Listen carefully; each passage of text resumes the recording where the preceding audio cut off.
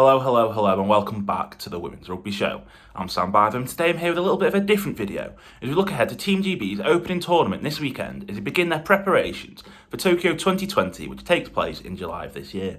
It's been a really difficult time for the GB programme as they have not been sure if it's going to go ahead this summer, and they've been really lucky with the National Lottery funding the tournament and funding all their training as well.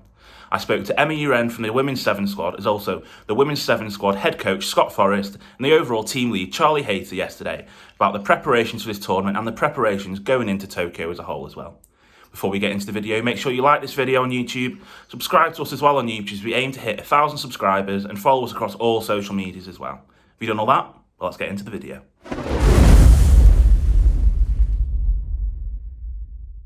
First of all, how are you? How is training? How's camp and everything? Yeah, really good. It's so nice to be back with everyone and kind of have the opportunity to be here and train all together, and just having the ball back in my hands on a 7's pitch. I'm in love. Yeah, it's so nice, and yeah, it has to be a bit stricter, but it's so fun. I'm loving it. And how's this week been at St George's Park? Obviously, it's a bit different from where you've been up in Loughborough, but how's it been ahead of this weekend as well? It's a very different facility, and it's been really, really nice. We're now able to share with someone as well with COVID protocols, so that's a lot more fun because you feel a bit more teamly. You feel like you're part of the team a bit more because you're not in your room by yourself.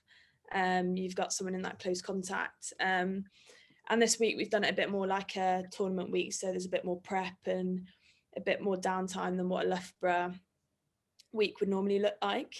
But it's been really good fun. We played Scrag against Ireland yesterday and just prepping us for that weekend. And yeah, it's feeling really good and it's all coming together a bit now. And how excited are you for getting back on the pitch and playing an actual game of 7's over this weekend? Yeah, so excited. I mean, there's just so much training against each other, and you start being able to know how people are going to run stuff, and you start defending the moves rather than what people are doing. So it'd be really nice to kind of take what we've been doing onto a field against a team that don't know how we're going to play, and this combo of athletes and players, yeah, it's exciting. And going back a little bit toward kind of last year and when everything kind of got stopped, did you feel like, how was your mood and the mood with all the other girls about, is this going to happen now? Obviously you moved back to 15s, but how tough was that kind of period for you? Yeah, it was really, really tough. And I was injured at the time. And it's always hard because you suddenly have that unknown of what's going to happen.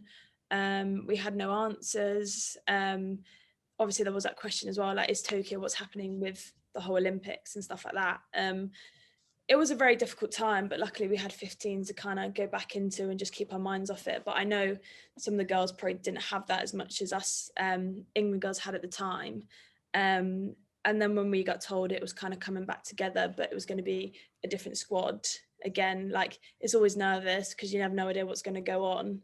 But now looking back at it, it's made me especially want this more, and it's made you realise how lucky we are to kind of be where we are right now, and in the world we're living in with COVID and stuff, is being able to put this all together is massive. And we know there's a lot of work that's been done to kind of be able to have us here and have a tournament going on as well.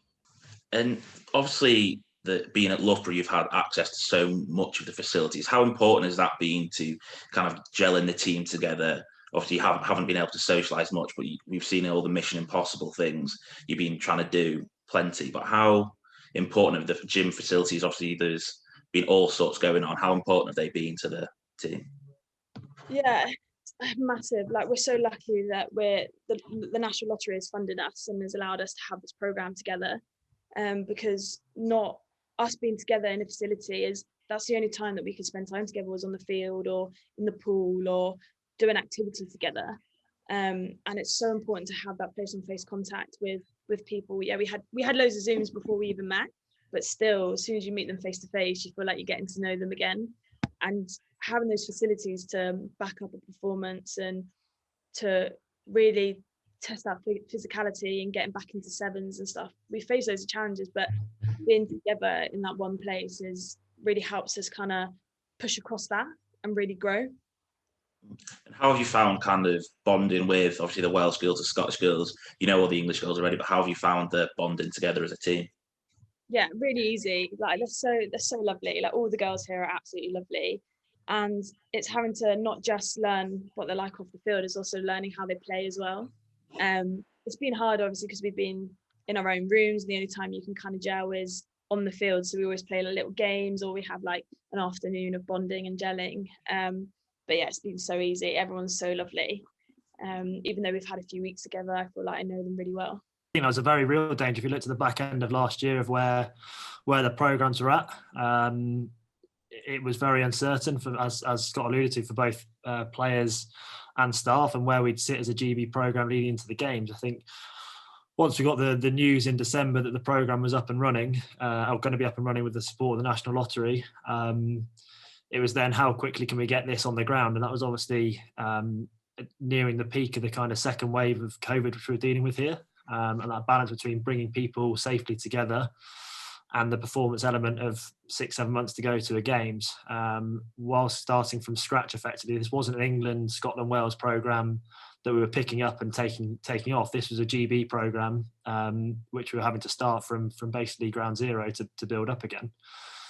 So a hell of a lot of work in that period to get us up and going. And then, the big challenges are the ones that a lot of teams face. And we were fortunate in some ways that because we were a bit late to the party, we could take some of the learnings that had happened from other sports as they were getting COVID kind of secure, and conversations with how other teams had dealt with training camps and protocols and competitions, etc. I think that's been one of the biggest challenges, but something that everyone's had to deal with is that ability to adapt and change within the COVID world we live in. And it's not a normal camp, it's not a normal environment. Not only have you got the Olympics on the horizon, which doesn't happen very often, but you've also got to deal with the COVID protocols, which we've not hidden away from, that we've been pretty strict with them because with the limited time we had, we wanted to give ourselves the best chance of maximising every training opportunity we had, and to do that we needed players fit from a COVID point of view if it could have been avoided. So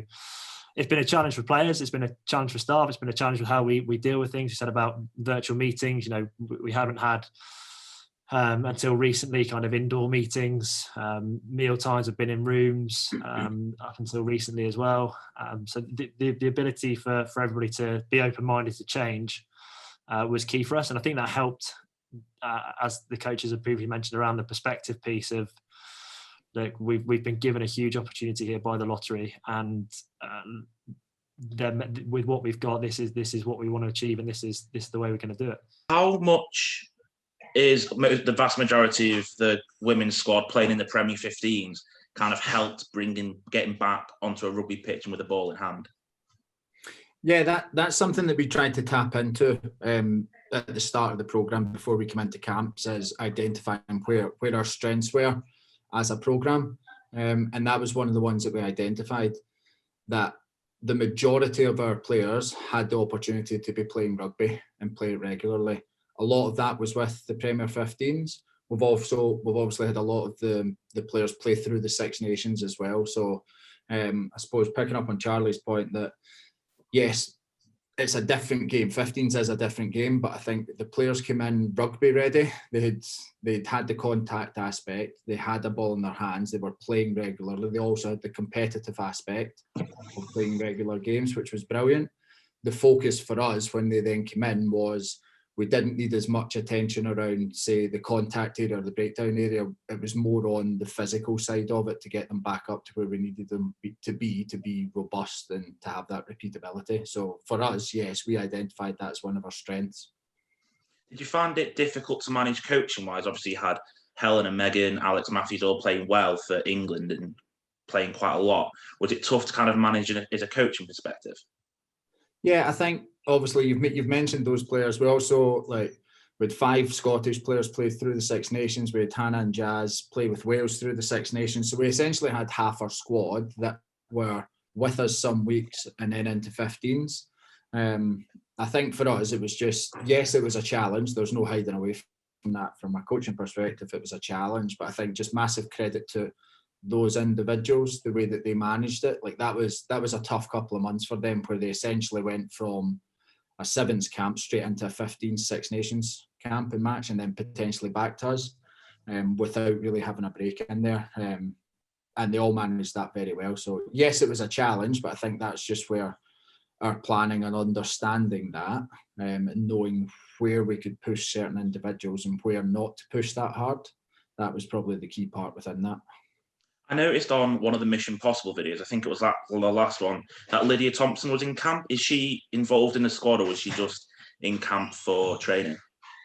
No, so Lydia's she played the first Six Nations game, and then she's since come in and trained with us. She has been injured, so she's still coming back from injury. But yeah, she's been in and she's with us just now.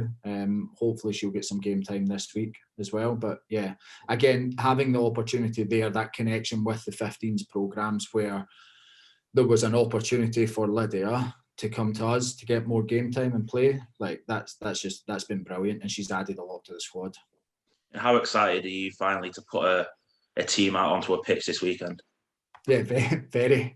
Training has been really good, but I think what we said at the start is we'll become very good at playing against GB. We'll be really good at attacking and defending against GB. We need to benchmark ourselves. We need to test ourselves against the opposition. So that's why this weekend's such a great opportunity for us. Perfect. Cheers, Scott. Thank you. Thanks, Sam. Hi everyone, Fipo here. You've been watching The Women's Rugby Show.